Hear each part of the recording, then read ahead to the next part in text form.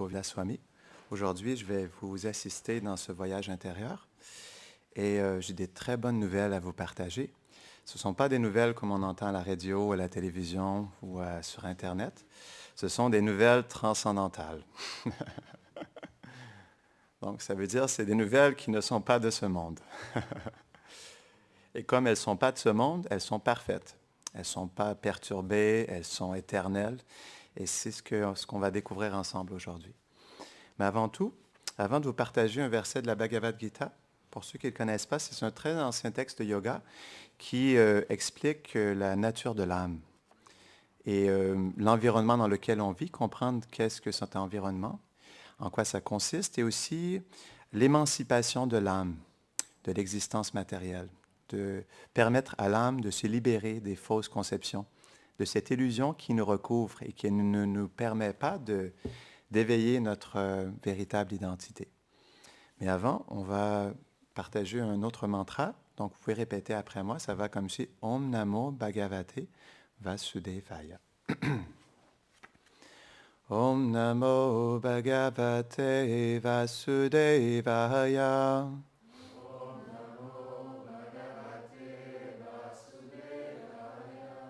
Om Namo Bhagavate Vasudevaya.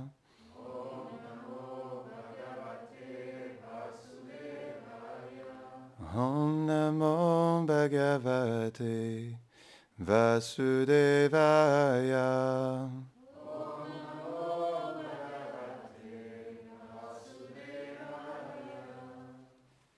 Donc ici, vous n'êtes pas dans un lieu ordinaire.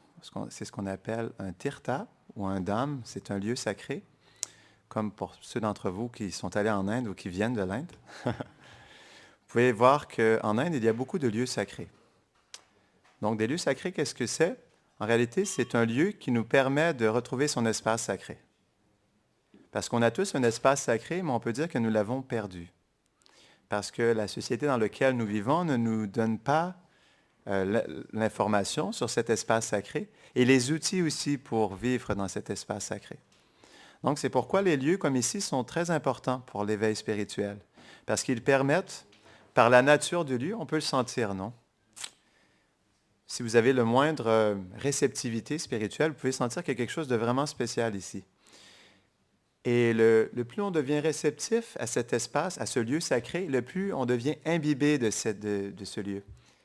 Et comme c'est un lieu qui est sacré, ça vient éveiller cette nature sacrée à l'intérieur de nous. Donc c'est pourquoi c'est important de prendre le temps de venir dans des lieux sacrés comme ici. Il y en a dans toutes les traditions spirituelles. Ces endroits nous permettent justement de se donner l'espace et le temps pour pouvoir absorber notre conscience dans cet espace sacré.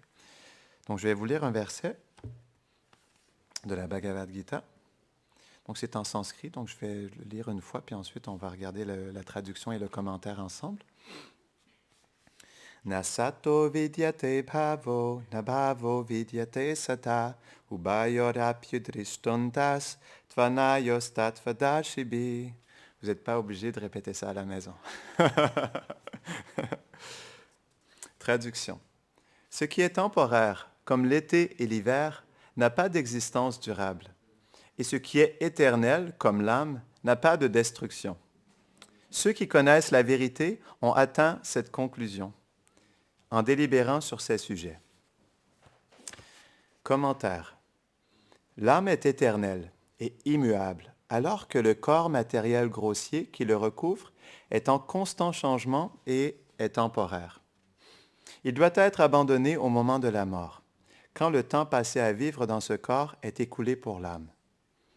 Seule l'âme libérée de l'ignorance peut réaliser qu'elle n'est pas sujette au bonheur, au malheur et aux transformations que subit le corps. Elle est différente des enveloppes qui la recouvrent. Elle est éternelle et immuable. C'est joli, non? Ça, c'est la nature de l'âme. Donc, je vous invite à fermer vos yeux. On va réciter d'autres prières qui vont vous aider à entrer plus profondément dans cet espace sacré.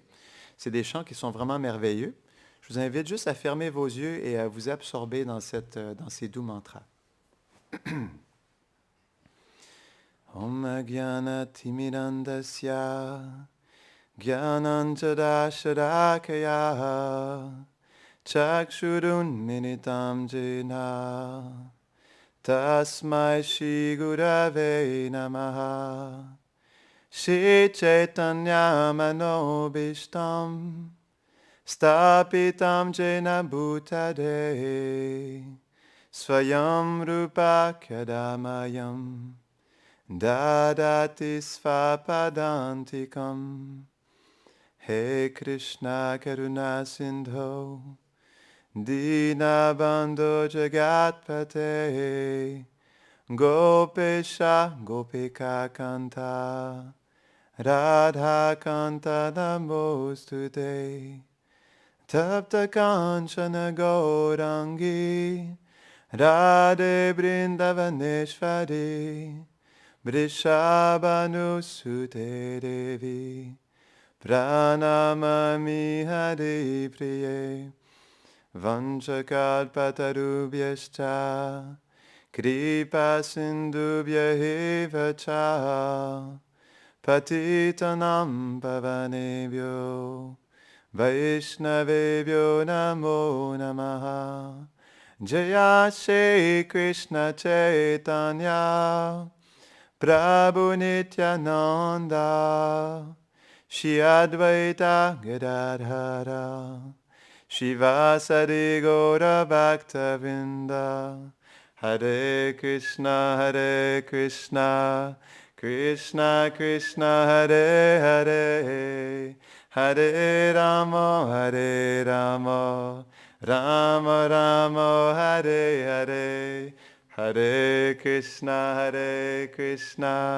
Krishna Krishna Hare Hare Hare Rama Rama Rama Hare Hare. Une dernière fois. Hare Krishna Krishna Krishna Hare Hare Hare Rama Rama Rama Hare Hare.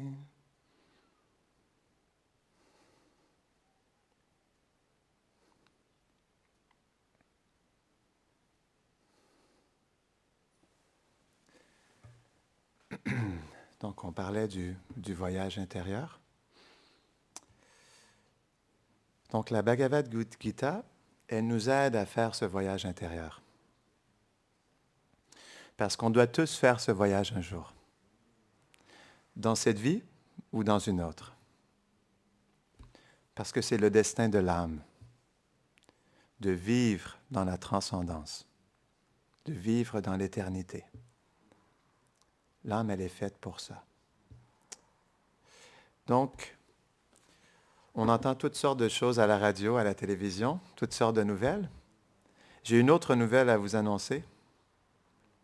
Pour moi, il y a un virus qui est beaucoup plus fatal et beaucoup plus terrible qu'aucun autre virus sur cette terre. Est-ce que vous le connaissez? Il s'appelle Tamovirus. Est-ce que vous le connaissez, le tamovirus? En fait, ça, c'est le virus qui nous affecte tous. Qu'on soit riche, qu'on soit pauvre, qu'on soit en santé ou pas, qu'on soit vieux, qu'on soit jeune, qu'on soit qu'on soit né depuis quelques jours ou qu'on soit sur le point de mourir, nous sommes tous affectés par le tamovirus. Ça, c'est des vraies nouvelles. Et donc, comme nous sommes malades, on doit se guérir. Donc, le tamovirus, qu'est-ce que c'est? C'est qu'en réalité, l'âme, elle est endormie. Et elle ne connaît pas qui elle est. Elle vit comme un peu dans un rêve. C'est ce que les grands sages expliquent. Est-ce que vous vous êtes déjà posé la question pourquoi? Comme par exemple, pour ceux qui connaissent peut-être le Mahabharata, c'est un très grande épopée de l'Inde. Dans le Mahabharata, il y a des rois qui étaient extrêmement riches, qui avaient une fortune incommensurable, qui avaient des milliers d'épouses, parce que les rois de la culture védique avaient beaucoup d'épouses, parce qu'ils voulaient avoir une progéniture pour le futur, une grande progéniture.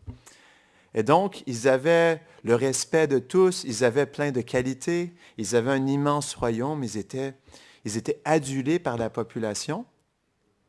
Mais qu'est-ce qui fait qu'un tel roi était prêt à tout abandonner à l'âge de 50 ans pour pouvoir vivre dans la forêt et méditer sur le soi? Même encore aujourd'hui, on voit cette chose. Si vous allez en Inde, dans les Himalayas, je suis allé dans les Himalayas et j'ai vu des yogis méditer sur la glace. J'ai vu des yogis méditer dans des cavernes, non? Et donc, quand j'ai vu ces personnes, je me suis dit, qu'est-ce qui pousse une personne, même parfois on voit des jeunes qui ont peut-être 8, 9 ans. En Inde, on voit ça. Donc des petits yogis, ils ont 8, 9 ans. Donc l'âge de... Tu as quel âge, Gauravani? Combien? 10 ans? Donc Gauravani, il a 10 ans. Il y a des yogis de 10 ans en Inde. Ils ont 10 ans, ils quittent leur famille. Et à 10 ans, ils vont dans la forêt pour tout renoncer, pour méditer sur le soi et sur le divin. C'est balèze quand même. Qu'est-ce qui fait qu'un jeune de 10 ans est prêt à tout abandonner, même sa mère et son père qui est bien aimé, pour méditer sur le soi? C'est quand même balèze. Est-ce que nous, on serait capable de faire ça? Donc, si un jeune de 10 ans est capable de le faire, nous, est-ce qu'on serait capable de tout lâcher, d'aller méditer dans la forêt, non? Et de vivre toutes ces austérités pour réaliser le soi, non? On ne vous en faites pas, ce n'est pas nécessaire. On n'est pas obligé de faire ça, mais on doit faire ce voyage intérieur. Parce que le point, c'est que c'est le destin de l'âme. L'âme, elle est destinée pour la réalisation de soi. C'est la nature de l'être humain. C'est le but ultime de tous les êtres vivants. On est tous faits pour se réaliser spirituellement. Un jour ou l'autre, ou une vie ou l'autre. Donc c'est ça le tamovirus, c'est que comme l'âme, elle est recouverte de plusieurs couches, comme c'était décrit, d'un corps grossier, donc il est très grossier. On peut le toucher, on peut le masser, on peut le squeezer. Donc ça, c'est le corps grossier qui nous recouvre, non? De chair, d'os, de poils, non? Qu'on doit raser pour ceux qui sont des hommes. Même les femmes doivent raser leurs jambes, non? Qu'on doit raser à tous les jours, non? Donc ça, c'est le corps grossier. C'est une couche grossière qui recouvre l'âme. Mais il y a une autre couche qui recouvre l'âme aussi. C'est le corps subtil. Donc le corps subtil, il est fait d'intelligence, de faux égos et du mental. Et donc notre pensée, notre volonté, nos sentiments, ça c'est le corps subtil qui nous fait sentir, qui nous fait vouloir et qui nous fait penser, non? Mais ça, c'est pas nous. C'est pas nous. Notre pensée, notre volonté, notre sentiment, c'est pas nous. C'est le corps subtil qui nous recouvre. Donc l'âme, comme l'âme est une personne à la base, elle est poussée de s'attacher à ce corps qui est une personnalité. Mais c'est dur pour l'âme. C'est pourquoi on ne peut jamais être satisfait avec cette identité temporaire. Parce que l'âme, elle est pour tellement plus que ça. Non. Parce que premièrement, cette identité, ce n'est pas l'âme. L'âme, elle a une personne, une identité qui est complètement différente de ce que vous voyez dans la glace. Non.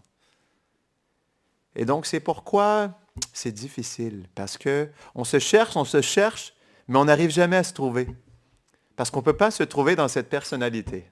On peut juste se trouver dans le soi véritable. Parce que c'est là où l'âme se trouve.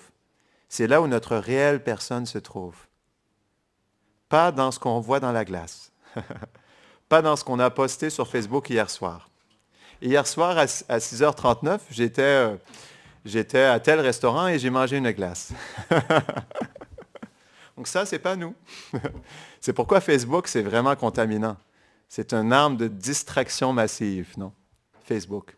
J'ai toujours détesté Facebook, mais aujourd'hui, je suis obligé de l'utiliser. Parce que c'est aussi une plateforme qui est efficace pour partager l'information sur la nature de l'âme. Donc, à ce niveau-là, c'est pratique, non?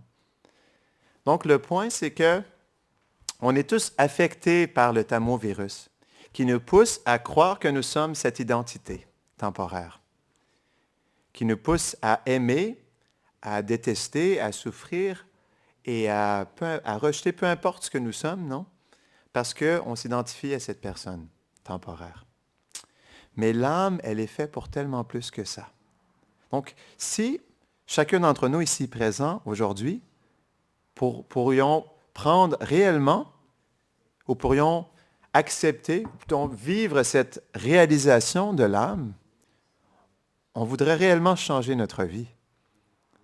Parce que si je ne suis pas cette personne, mais qui suis-je? Et si je suis une âme, comment est-ce que je peux faire pour me découvrir?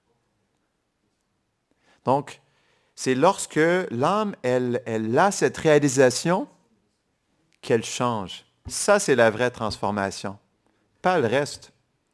On peut changer de carrière, on peut changer d'amis, on peut changer de ville, on peut changer de diète. Mais qu'est-ce qu'on a fait pour l'âme? Je me rappelle, je vais vous donner un exemple personnel. Avant d'être un moine, j'étais assistant social. Et mon dernier travail, avant de devenir un moine, je travaillais avec les enfants de la Birmanie, les enfants soldats. Je travaillais en Inde pour les Nations unies. Et donc, je m'occupais de ces jeunes de 13 à 17 ans qui avaient vécu un réel cauchemar. Et je les aidais à avoir une meilleure vie. Donc, je m'occupais d'un club de jeunes, on faisait des activités pour les jeunes. J'aidais les jeunes à avoir un meilleur équilibre mental, à leur trouver un emploi. Je les aidais à avoir des amis, des activités sociales, non? Avoir des vêtements. Et je faisais tellement de choses pour ces jeunes, j'étais prêt à mourir pour eux, vraiment. J'étais vraiment, vraiment absorbé dans ce que je faisais. Ça me tenait vraiment à cœur. Et je me rappelle un jour, il y a un jeune qui est venu me voir. Et comme il ne parlait pas très bien anglais, il m'avait écrit une lettre. Et dans la lettre, il me décrivait que pas seulement en Birmanie, mais en Inde aussi, il était abusé à son travail, il s'était fait abuser physiquement, il avait reçu de la violence psychologique à son travail. Donc, il avait été abusé à toutes sortes de niveaux. Et il était venu à moi, il pleurait, puis ça m'avait profondément touché de le voir dans cette situation. Et donc, j'ai commencé à me poser des questions. Je me suis dit, OK. Donc, je vois que cette personne souffre profondément. Et donc, j'essaie de lui donner une meilleure vie. Mais j'ai eu cette réalisation. Quand j'ai vu cette personne qui souffrait, mais je me suis dit, mais un instant, mais qu'est-ce que je fais pour cette réelle personne? Qu'est-ce que je fais pour son âme? Et j'ai été profondément choqué. Parce que je pensais que je faisais quelque chose de réellement bien, mais je me suis dit qu'en réalité, je ne faisais rien pour l'âme. Et c'est là où j'ai eu une profonde réalisation. Ça a complètement changé ma vie. Je me suis dit que le meilleur travail social, c'était d'aider les gens à éveiller leur conscience spirituelle. Parce que je me suis dit en réalité, je portais violence à ces jeunes. Je me suis dit que j'étais un agent de violence pour ces enfants. Pourquoi? Parce que je renforçais leur identité matérielle.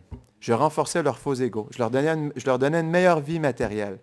J'augmentais leurs attachements à la matière. Et j'ai réalisé dans ça, en réalité, que je leur portais violence à ces enfants. Et j'ai été profondément choqué à la racine de moi-même. Et je me suis dit que, en tant que personne, que je ne voulais pas imposer justement cette chose-là aux jeunes. Je me suis dit que n'importe quelle chose en ce monde, que ce soit l'éducation, que ce soit l'assistance sociale, que ce soit le travail pour les jeunes, que peu importe ce qu'on fait, si ce n'est pas accompagné de la spiritualité, alors on porte violence à soi-même et envers les autres. Ça, c'est la vraie violence. Donc, la réelle non-violence, c'est d'accompagner ce qu'on fait avec la spiritualité, avec la connaissance spirituelle. Ça, c'est la réelle non-violence. Et c'est ça qui va nous aider à guérir du tamovirus. Parce que tant et aussi longtemps qu'on se maintient soi-même dans cette identité temporaire et qu'on maintient les autres, alors on continue à poser des gestes de violence envers l'âme. C'est une violence, mais qui est plus subtile. On ne le réalise pas, mais on renforce le faux ego de soi-même et des autres. Donc, c'est pourquoi l'activité sociale par excellence, c'est d'aider les gens à éveiller leur conscience spirituelle. En premier, on doit s'aider soi-même. Si on s'éveille spirituellement, alors on peut aider les autres à s'éveiller spirituellement. Mais on doit faire le travail pour soi-même en premier. Il y a même un verset dans le Srimad Bhagavatam, qui est un ancien texte spirituel de l'Inde, qui explique que si une personne, par exemple, si une personne est une mère, un père, un professeur,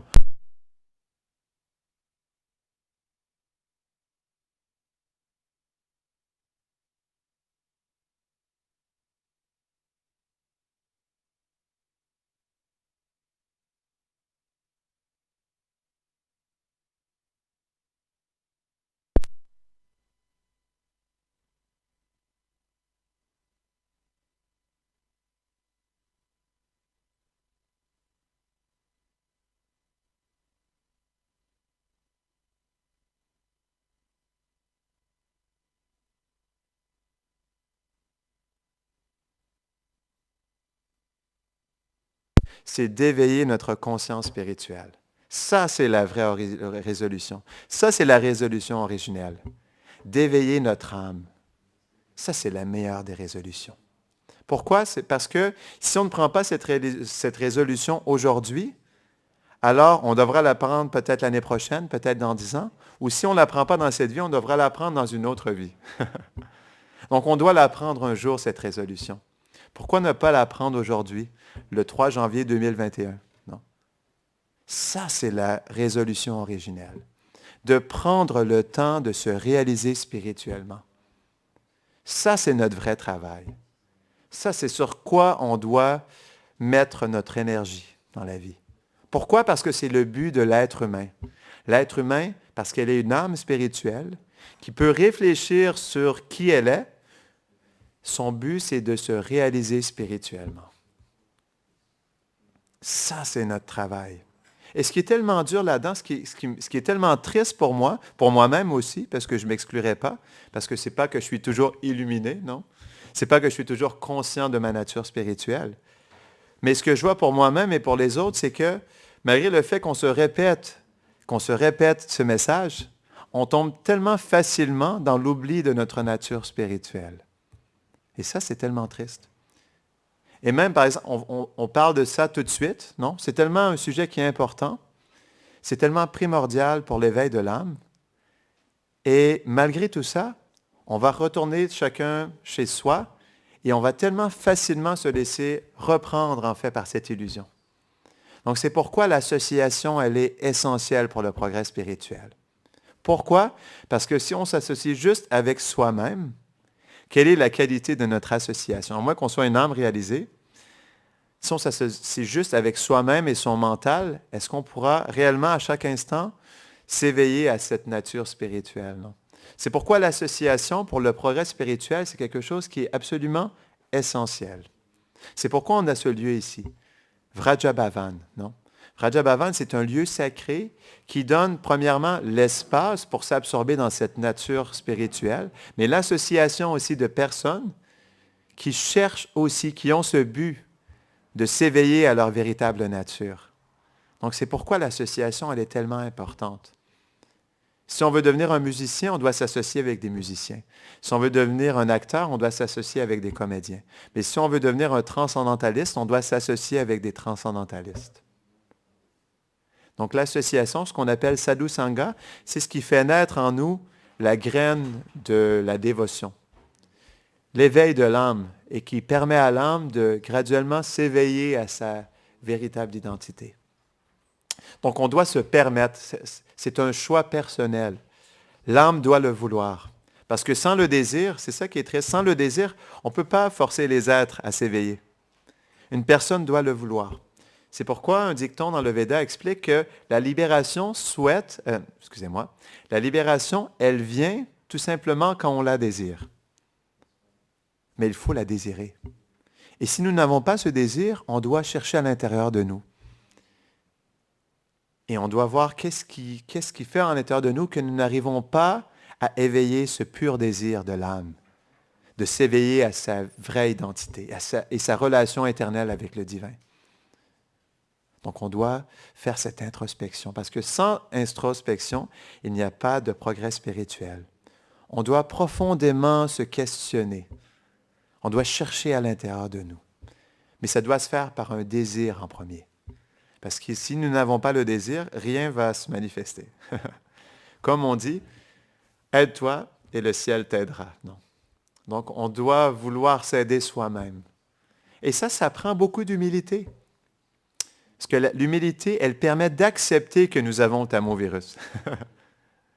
Je me rappelle, il y a une dame, c'était une personne qui avait pratiqué la spiritualité depuis 40 ans et qui s'était beaucoup investie dans sa vie spirituelle. Mais juste, on pourrait dire quelques mois avant de quitter son corps, elle a été atteinte d'un cancer. Et ce cancer a profondément bouleversé sa vie. Et elle n'arrivait pas à accepter qu'elle allait mourir, qu'elle était malade. Elle essayait constamment de se battre. Elle était tellement résistante par rapport à ça. Elle avait une maladie grave qu'elle n'arrivait pas à soigner, mais elle n'arrivait pas à accepter le fait qu'elle allait quitter son corps. Elle était en profond refus, en fait, rejet de cette réalité, non? Et donc, à un moment donné, elle a dû accepter que son heure allait venir. Elle est allée à Vrindavan, c'est un lieu très sacré en Inde. Elle a décidé de quitter, en fait, quitter, quitter sa vie, en fait, dans cet endroit. De prendre ses derniers instants pour profondément s'absorber dans sa réalité spirituelle. Et donc, au début, il y a eu une profonde résistance, mais elle a accepté qu'elle devait lâcher prise, non? Et accepter sa destinée, non? Donc, pour que l'âme puisse s'éveiller, on doit, premièrement, être conscient que nous sommes endormis. On doit accepter en nous-mêmes que nous sommes affectés du tamo-virus, non? Et ça prend une sacrée humilité pour accepter que nous sommes malades. Parce que personne ne veut accepter qu'il est dans l'ignorance. Personne ne veut accepter qu'il vit dans un monde de rêve, que sa personnalité est fausse, non? Personne n'est prêt à accepter ça. Parce qu'on est tellement attaché, parce qu'on n'a pas d'autre identité et qu'on a tellement mis d'énergie, tellement mis de temps et d'énergie, investi tellement de notre cœur à bâtir cette vie, non? À éveiller, ou plutôt à créer cette personnalité qui nous recouvre, non? C'est pourquoi c'est comme on pense on a fait un gros investissement, on n'est pas prêt à le laisser aller. C'est comme, par exemple, je me rappelle, il y avait un maître spirituel en Inde qui vendait des mantras. Des mantras, c'est gratuit, c'est des vibrations transcendantales. Et donc, c'est un gourou qui vendait ses mantras pour des milliers de dollars. Et je connaissais quelqu'un à Fredericton, au Nouveau-Brunswick, dans l'Est du Canada. Et cette personne-là, quand elle était plus jeune, elle avait rencontré ce maître spirituel, elle avait payé 3000 € pour ce mantra. Donc, il lui avait chuchoté dans l'oreille. J'espère qu'il a vraiment bien écouté. Ouais. Au prix du mantra, il faut bien l'écouter. Et donc, on l'a rencontré des années plus tard, peut-être 40 ans plus tard, et on passait dans sa ville. Et donc, il était venu à un de nos programmes. On avait chanté des mantras pendant 3 heures. Et il avait été surpris que c'était gratuit. Et donc, il est venu me voir, il m'a dit, mais attends un instant, je ne comprends pas là, mais on a chanté pendant 3 heures et tu m'as demandé aucun argent. Pourquoi est-ce que c'était gratuit? Et donc, il m'avait expliqué qu'il avait payé 3000 € pour son mantra. Donc, finalement, on lui a donné ce mantra, le mantra Hare Krishna, et je lui ai dit, c'est complètement gratuit, tu le chantes quand tu veux, il n'y a pas de règle stricte, tu peux même le chanter dans les toilettes ou dans la douche si tu veux. Et donc, il était vraiment heureux de pouvoir chanter ce mantra, mais malgré tout, parce qu'il avait payé 3000 € 40 ans auparavant, il était quand même toujours attaché à chanter son mantra à 3000 €. Parce qu'il m'avait dit, écoute, ça m'a coûté cher. J'ai dépensé une fortune, j'ai dépensé tout ce que j'avais à l'époque et je suis quand même attaché à chanter ce mantra-là. Il me dit, est-ce que c'est un problème? J'ai dit, écoute, si tu veux, ben vas-y, mais écoute, je te donne un mantra gratuit. Si tu veux, tu peux le chanter quand tu veux. Tu n'es pas obligé de chanter le mantra à 3000 €. Parce que ce mantra, si tu payes pour l'acheter, quelle est la qualité de ce mantra de toute façon? Non? Parce qu'un mantra, c'est un son transcendantal. Ce n'est pas quelque chose que tu peux acquérir en payant de l'argent, non? C'est pourquoi dans la tradition spirituelle de l'Inde, un mantra est quelque chose qui est donné par le maître spirituel. Parce que le mantra est justement, comme il représente l'infini, il représente le divin, le maître spirituel, parce qu'il est connecté au divin, c'est lui qui est qualifié pour nous donner le mantra. Mais ce n'est pas qu'il nous demande quelque chose. Il nous demande juste de chanter le mantra pour les bonnes raisons, pour l'éveil spirituel, non? Mais le maître spirituel authentique, il le donne gratuitement, le mantra. Ce n'est pas quelque chose qu'on doit débourser pour recevoir, non? Et pourquoi je vous partage cette histoire de cette personne qui, même après 40 ans, il voulait être toujours, même malgré le fait qu'on lui avait donné tellement de mantras gratuits, il était toujours attaché à son investissement. Donc, c'est juste pour nous montrer que malgré le fait qu'on réalise un jour qu'on n'est pas ce corps, on est tellement attaché à l'investissement qu'on a mis dans ce corps. Et ça, c'est le problème. Parce que le point, c'est que même si on a investi tant d'années dans ce corps, reste qu'au moment de la mort, tout ce que nous avons créé avec ce corps, on doit le laisser derrière nous. Même si notre corps il est musclé, on a des gros biscottos, même si on est en santé, même si on parle 7 langues, même si on a une fortune, une grosse maison, 10 enfants, non. Reste qu'au moment de la mort, on doit tout laisser derrière nous. Donc c'est pourquoi une personne intelligente devrait se poser la question, si tout ce que j'accumule dans cette vie, tout ce que je crée avec cette personnalité qui est temporaire, je dois tout laisser derrière moi, même ce nom, cette personne, ce corps, cette identité, non? Et toutes les choses que j'ai apprises avec ce corps. Comme par exemple, quelqu'un qui est un Canadien dans cette vie, mais qui dans sa prochaine vie devient un Belge. Même s'il a appris 3 langues dans sa vie passée, ces langues-là, elles sont perdues. Parce que lorsqu'il reprend un nouveau corps, il apprend une nouvelle langue et malheureusement, c'est pas qu'il se souvient des langues de ses vies passées, non? Donc, vous comprenez le point dans ça? Donc, là, on va terminer. Excusez-moi, je me suis laissé aller par le temps. Mais le point, c'est que tout ce qu'on fait dans cette vie, il y a un début et une fin. Mais tout ce qu'on fait pour l'âme reste dans l'éternité. On va terminer là-dessus. Jai Shri Bhagavad Gita Ki Jai. Tu veux chanter, Yamuna? Aïné?